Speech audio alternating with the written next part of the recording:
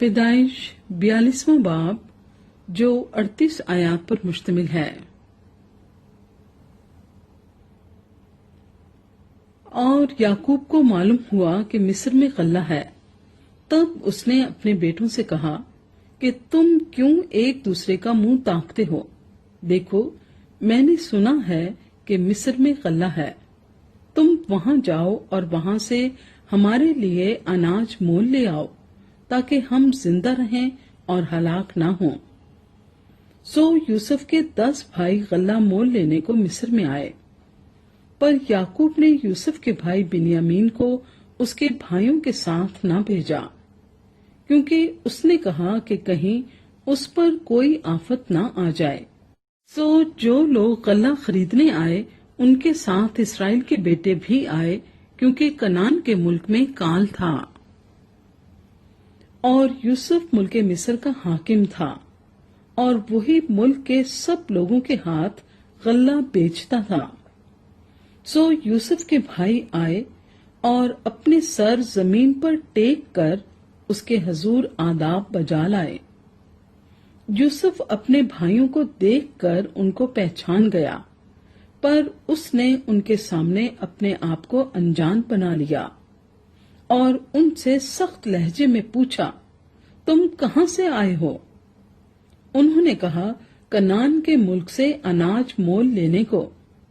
یوسف نے تو اپنے بھائیوں کو پہچان لیا تھا، پر انہوں نے اسے نہ پہچانا۔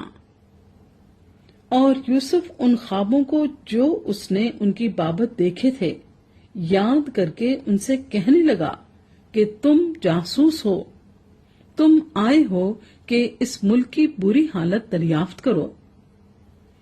انہوں نے اس سے کہا، نہیں خداوند، تیرے غلام اناج مول لینے آئے ہیں، ہم سب ایک ہی شخص کے بیٹے ہیں، ہم سچے ہیں، تیرے غلام جاسوس نہیں ہیں۔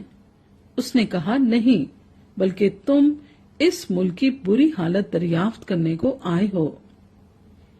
تب انہوں نے کہا، تیرے غلام 12 بھائی ایک ہی شخص کے بیٹے ہیں جو ملک کنعان میں ہے، سب سے چھوٹا اس وقت ہمارے باپ کے پاس ہے اور ایک کا کچھ پتہ نہیں۔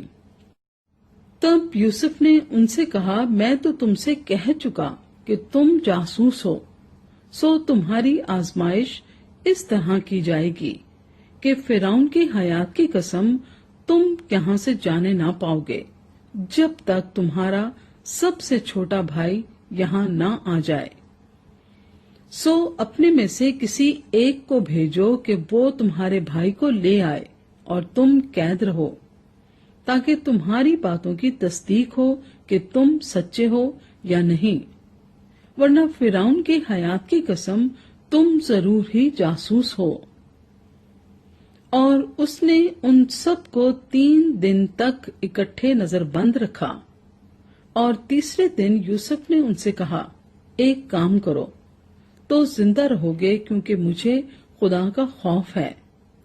اگر تم سچے ہو تو اپنے بھائیوں میں سے ایک کو قید خانے میں بند رہنے دو، اور تم اپنے گھر والوں کے کھانے کے لیے اناج لے جاؤ، اور اپنے سب سے چھوٹے بھائی کو میرے پاس لے آؤ، یوں تمہاری باتوں کی تصدیق ہو جائے گی اور تم ہلاک نہ ہوگے۔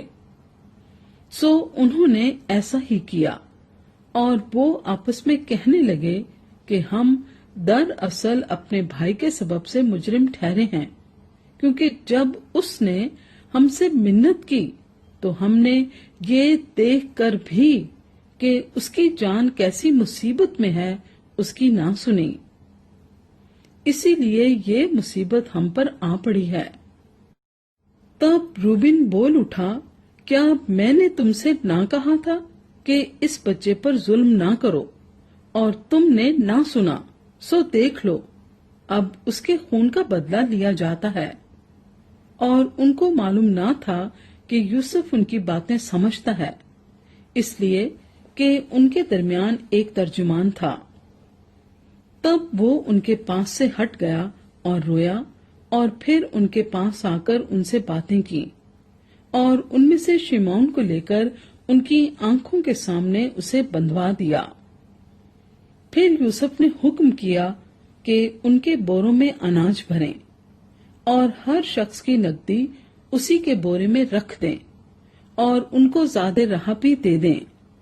چنانچہ ان کے لیے ایسا ہی کیا گیا، اور انہوں نے اپنے گدھوں پر غلہ لاد لیا اور وہاں سے روانہ ہوئے۔